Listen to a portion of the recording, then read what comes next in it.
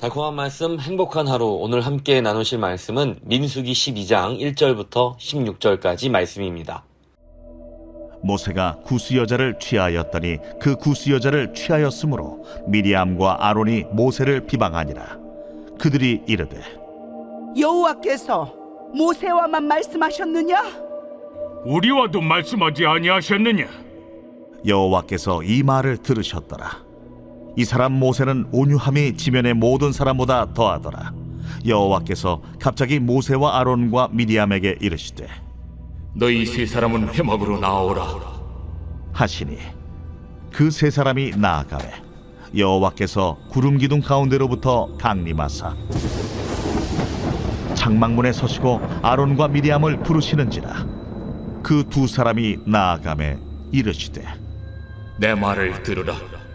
너희 중에 선지자가 있으면 나 여호와가 환상으로 나를 그에게 알리기도 하고 꿈으로 그와 말하기도 하거니와 내 종 모세와는 그렇지 아니하니 그는 내 온 집에 충성함이라.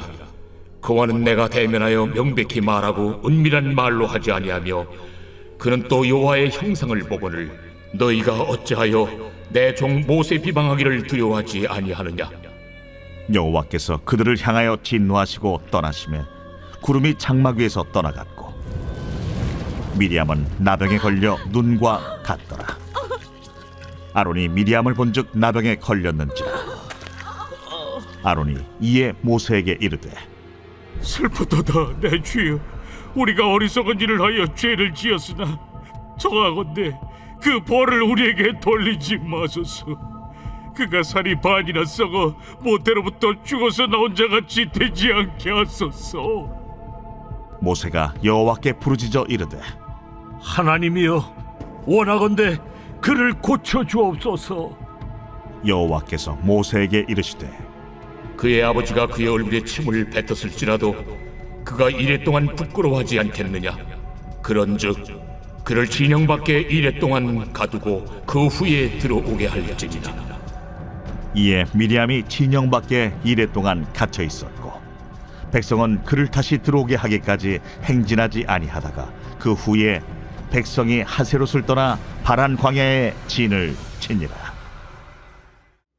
모세와 아론과 미리암은 형제 사이입니다. 뿐만 아니라 그들은 출애굽의 영웅들이고 이스라엘의 실질적인 지도자들입니다. 우리가 다 알다시피 아론은 모세의 형으로서 입이 굳은 모세를 대신해 사람들에게 말을 전하는 역할을 하기도 하고 이스라엘의 대제사장이었습니다. 미리암은 어떻습니까?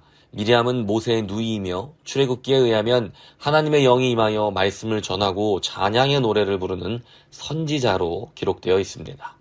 심지어 미리암은 모세에게는 생명의 은인입니다. 이집트의 핍박을 피해 갓난아기였던 모세가 이집트의 공주 손에서 자라게 한 것도, 자신의 친어머니가 유모로 들어갈 수 있도록 도운 것도 모두 미리암이었습니다. 우리식으로 말해보자면 미리암이 사석에서 한 번쯤은 야, 내가 모세 업어 키웠어 라고 너스레를 떨지 않았겠습니까? 입 밖으로는 내지 않더라도 그녀의 마음에 그런 자부심이 있지 않았을까요? 그러나 거기까지였다면 좋았을 텐데 아론과 미리암의 생각은 거기서 그치지 않았습니다. 모세가 구스 여자를 취하였더니 그 구스 여자를 취하였으므로 미리암과 아론이 모세를 비방하니라. 오늘 모세를 향한 아론과 미리암의 비방은 모세가 구스 여자를 취하였기 때문이라고 시작됩니다. 여기 나오는 구스 여인은 에디오피아의 여인으로 추정되는데 우리가 잘 아는 모세의 아내 십보라의 사망 후에 그녀를 대신한 둘째 부인이었는지 십보라 생전에 첩으로 들인 것인지 여러 의견이 있지만 정작 중요한 것은 구스 여인의 정체가 아닙니다. 아론과 미리암의 불만은 사실 따로 있었기 때문입니다. 그들이 이르되 여호와께서 모세와만 말씀하셨느냐 우리와도 말씀하지 아니하셨느냐 하며 여호와께서 이 말을 들으셨더라. 모세만 선지자냐? 우리도 같은 선지자다. 왜 모세만 특별한 대접을 받냐? 모세가 우리보다 더 나으냐? 모세 너 점점 네 멋대로 하는 것 같다 하면서 아론과 미리암의 마음에 이 모세를 향한 균열이 심하게 일어나고 있었습니다. 사실 이스라엘의 실질적인 지도자였던 모세를 향한 심각한 도전이었고 비방이었죠. 그의 도덕성에 대한 의문을 제시하고 그의 리더십에 대하여 도전한 것입니다. 한편으로는 안타까우면서도 또 한편으로는 놀라운 것이 이 말을 여호와께서 들으셨다는 사실입니다. 아론과 미리암을 통해 찬양을 들으셔야 할 여호와께서 그들을 통해 자신이 세운 모세에 대한 비방을 들으셨다는 것입니다. 그런데 그 후에 이어지는 3절이 조금 뜬금없습니다. 이 사람 모세는 온유함이 지면의 모든 사람보다 더하더라. 모세는 자신을 향한 비방 앞에서 잠잠했습니다. 그는 온유한 사람이기 때문입니다. 분하고 억울할 만도 한데 그는 여호와께 모든 것을 맡길 뿐입니다. 온유함이란 무엇입니까? 온유함이란 뜨거워진 불을 잘 다스려 잠잠케 하는 성품입니다.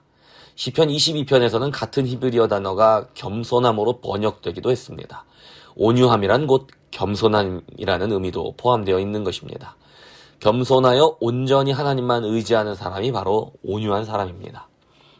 그런데 여기 온유함이라고 하는 히브리어 단어의 본뜻은 가난한, 고통받는, 억압된, 비참함, 깨어진 심령입니다. 어떻게 그런 것들이 온유함이라고 할 수 있을까요? 바로 그 가난, 고통, 억압, 비참함, 깨어짐을 통해 자신의 연약함과 자기 안의 죄를 직면한 사람만이 온유해지기 때문입니다. 하나님을 의지하지 않고서는 살 수 없음을 잘 알기 때문입니다. 하나님의 은혜가 아니고서는 자신이 무엇 하나 내세울 것이 없는 부끄러운 죄인임을 알기 때문입니다. 반면 아론과 미리암은 온유함이 부족했습니다. 그들은 난처했습니다. 더 인정받지 못해 억울한 사람들이었습니다. 또한 충분히 그럴 만한 자격이 있는 것 같은 사람들이기도 합니다. 그들은 모세의 형이고 누이이고 생명의 은인이며 모세가 리더십을 잘 발휘할 수 있도록 곁에서 손과 발이 되어 함께 싸웠던 영웅들입니다. 그러나 그들은 한 가지를 몰랐습니다. 자신들이 부끄러운 죄인임을. 그래서 하나님 앞에서 겸손히 하나님의 뜻을 구하고 순종해야 하는 사람이라는 것을 망각한 것입니다. 그래서 하나님께서는 아론과 미리암을 불러 진노하신 후에 그들을 떠나셨고 미리암에게 갑자기 나병이 번지게 하셨습니다. 미리암은 자신이 선지자라고 내세웠습니다. 모세만 선지자냐? 나도 선지자다 하고 말입니다. 하지만 이 말을 들으신 하나님의 대답은 너는 나병 환자다 였던 것입니다. 우리는 존경받기를 원합니다. 인정받기 원합니다. 대접받기 원합니다. 내가 나이가 몇인데, 내가 집사인데, 내가 전도사인데, 내가 목사인데, 내가 누군데. 세상에서 얻은 여러 이름을 들어 대접받기 원하고 그 기준에 미치지 못했을 때 견디지를 못합니다. 분하고 억울하고 자존심 상하고 모욕감을 느낍니다.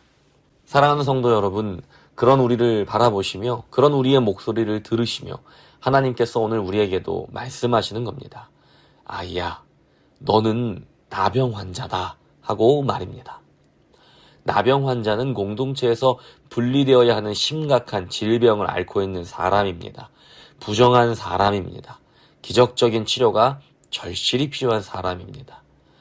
기록된 바 의인은 없나니 하나도 없으며 깨닫는 자도 없고 하나님을 찾는 자도 없고 다 치우쳐 함께 무익하게 되고 선을 행하는 자는 없나니 하나도 없도다.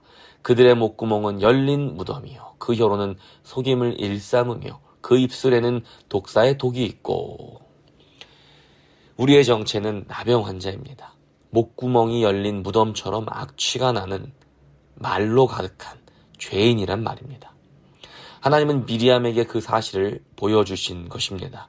선지자인 줄로만 알았던 자신이 사실은 나병 환자처럼 부정한 죄인이라는 것을 보여주셨습니다. 그래서 은혜입니다. 그것이 은혜입니다. 자신이 나병 환자임을, 부정한 죄인임을 깨닫게 해주는 것이 은혜입니다. 그 사실을 깨달은 사람만이 겸손해지고 온유해지고 하나님의 은혜를 구하여 구원을 얻을 수 있기 때문입니다.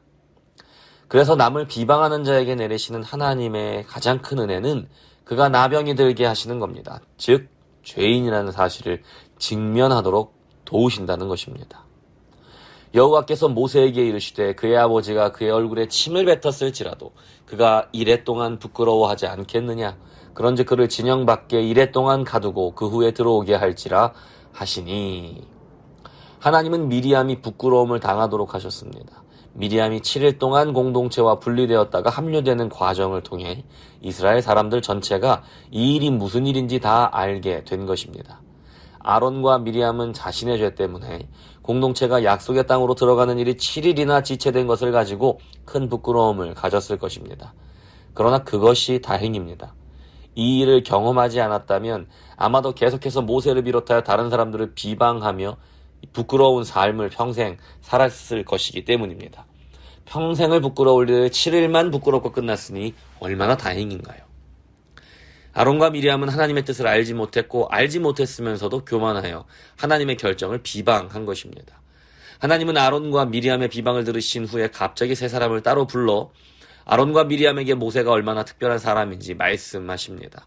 모세는 특별합니다. 하나님께서 특별히 세워서 사용하시는 사람입니다. 그가 예수님을 예표하기 때문입니다.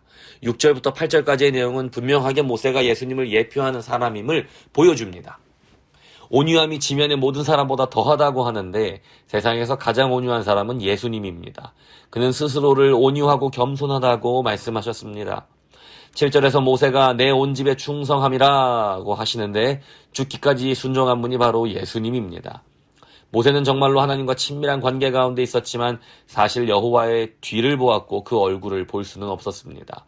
하나님의 얼굴을 보는 자는 죽을 수밖에 없기 때문입니다. 그럼 여기 말씀대로 누가 하나님과 대면하여 명백히 말하고 여호와의 형상을 온전히 볼 수 있습니까? 오직 예수님 한 분뿐입니다. 미리암이 나병에 걸리자 아론은 곧장 모세에게 부탁합니다.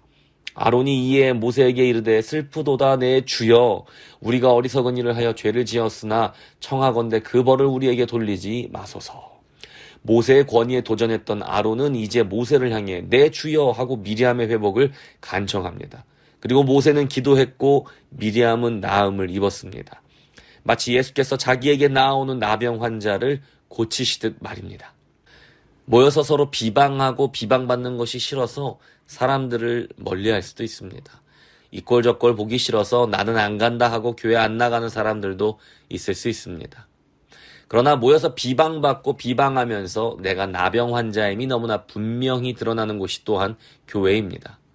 우리는 그곳에서 자신이 부정한 죄인임을 깨닫고 예수님의 은혜를 구하게 됩니다. 모이지 않으면 모릅니다. 만나서 부대끼지 않으면 모릅니다. 자신이 선지자인 줄로만 알고 삽니다. 부끄러운 줄도 모르고 부끄러운 삶을 살게 됩니다. 모여야 드러납니다. 그래야 잠깐만 부끄럽고 끝이 납니다. 여러분은 스스로를 누구라고 생각하시며 살아가십니까? 온유한 사람은 겸손합니다. 온유한 사람은 스스로가 누구인지 잘 아는 사람입니다. 온유한 사람은 부끄러움이 무엇인지 아는 사람입니다. 그래서 온유한 사람은 남을 비방하지도 않고 반대로 비방당할 때에도 잠잠히 하나님의 은혜만을 구합니다. 나는 마음이 온유하고 겸손하니 나의 멍에를 메고 내게 배우라. 그리하면 너희 마음이 쉼을 얻으리니. 우리는 예수님께 배워야 합니다. 그의 멍에를 메고 순종해야 합니다. 그것이 우리를 온유하고 겸손한 예수님처럼 변화 성장시킬 것입니다. 그 온유함이 그리고 우리 마음에 참된 쉼을 줄 것입니다. 예수님의 온유함을 구하십시오. 그것이 우리 마음에 쉼을 줄 것입니다.